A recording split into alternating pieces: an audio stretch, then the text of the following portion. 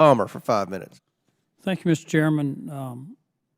Ms. Carnahan, some of the questions that I have about the whole situation with federal properties has to do with workforce, which you really don't have any control over. The low productivity that we're now seeing in the federal workforce because of the failure of so many employees to actually report to the office. My friend and the chairman, Mr. Comer, pointed out that it found that 17 out of 24 federal agency headquarter buildings were less than 25% occupied. Now, what I want is for people to come back to work, and if we don't need them, we need to reduce our workforce. But if people are not going to come to work, and we need to reduce the workforce, one way or another, we need to consolidate some of these holdings, determine what we really need, and then divest our portfolio of the balance. Have you given any thought to that? Or even repurpose, and I'll come back to that in a moment. Yeah, yes, sir. This is exactly what we're working on. I mentioned we have a national portfolio review that's been done, and we last week announced that we want to dispose of 23 properties just as a down payment to get started on this. They're scattered around the country. It's a reduction of 3.5 million square feet of space, which is a lot. I want to ask you. Cost avoidance of over $1 billion.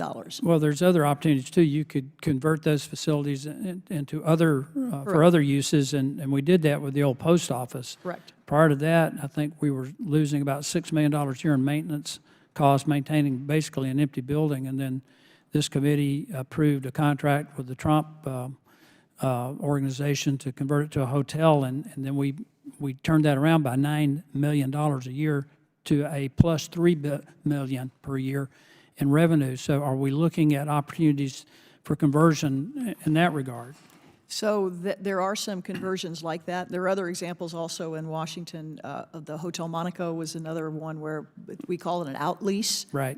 Where we have a long-term lease with someone to run a property. But you've got the Hotel Monaco and you've got the Trump Hotel, which was a great success. But there are probably other buildings that could be used for other purposes.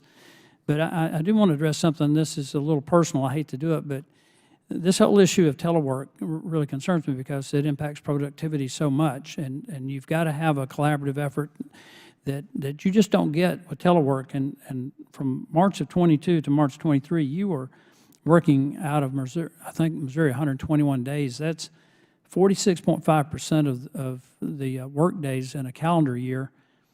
You traveled 34 days. I think that's fine, but there were another 64 days that you did not appear in person in your office. So that's 71% of the calendar work days. Do you not need to be in your office? So thanks for that question.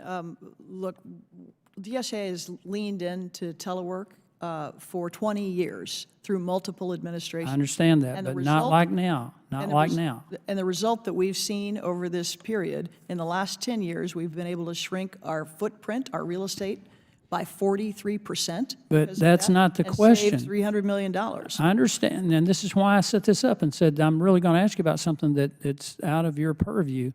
But when you talk about shrinking the footprint, that doesn't address the issue of are you getting the job done, and has productivity increased or gone down?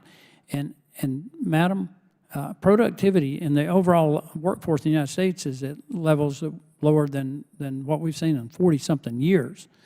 So I think we've got a couple of problems here, one of which you're trying to address, and I'm very appreciative of what you're trying to do, notwithstanding the FBI building, which I'm all for moving to Huntsville.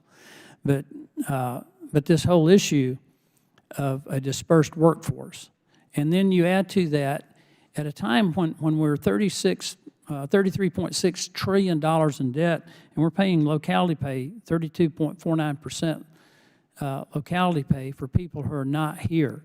And I mean, you spend 121 days of your calendar work days in Missouri.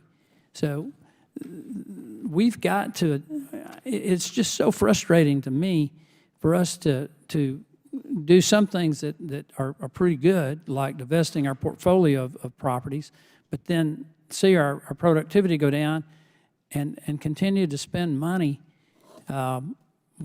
when we just can't afford to spend any more money. Well, do I have time to respond? Yes. So we actually, I care a lot about productivity. This is a thing that we track closely. And I will tell you that in the last 3 years alone, our business volume has gone up 38%. In the last 10 years, it's gone up 82%. And we also track customer satisfaction scores. So the same as you would see in the private sector, it's on a scale of 1 to 5. Our customer satisfaction score during that period has gone from 3.0 to 3.9%. So I pay a lot of attention to these things. I want to make sure that we're giving good value to the American people and we're delivering on our mission. That's what I commit to you, sir, and to the American people. Mr. Chairman, I began this by acknowledging that she doesn't have control over the workforce issues, but you know, I grew up on a farm and we kind of understood when the bees leave the hive, they're not making honey. And the GSA may be doing great work, working remotely, but I don't think that's true across the entire federal workforce, and you can't do anything about it. All you can do is dispense with the property. I yield back. Gentleman yields back.